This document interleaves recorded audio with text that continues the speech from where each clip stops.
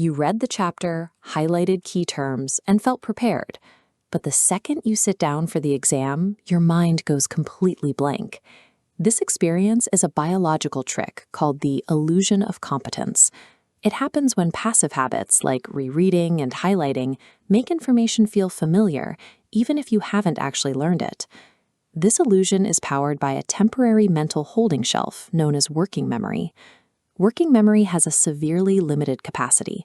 It juggles a maximum of 4 pieces of information to keep them active. While looking at a textbook, working memory holds the information, but the moment you get distracted, those thoughts slip right off the shelf. Rereading creates a dangerous, false sense of fluency. It loads your working memory so the text feels recognizable in the moment, but it fails to deposit anything into long-lasting storage. To truly remember material, we have to bypass working memory and move information into long-term memory. This requires a physical change in the brain. We call this process learn it, link it. True learning requires forming and thickening physical connections between brain cells, or neurons. When we first encounter new information, our brain uses a structure called the hippocampus. This temporary index sends signals to link scattered neurons. Rereading washes a quick wave of activity over it, temporarily refreshing those tracking lines, but underlying physical connections remain weak. Without active effort, these temporary links rapidly fade and knowledge disappears. Without a mechanism to bypass this temporary index and forge permanent physical links, information simply evaporates, which is why the information from a late-night cram session rarely sticks. The scientific solution to this fading index is a technique known as retrieval practice. Retrieval practice involves looking away from your source material and forcing yourself to pull the answers solely from your own mind. This act of pulling information acts as a biological trigger.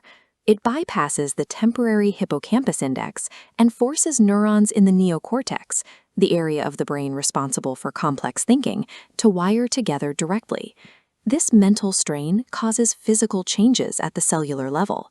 One neuron extends tiny spiky legs, called dendritic spines, which reach out and firmly latch on to the arm of another neuron, forming a solid bridge.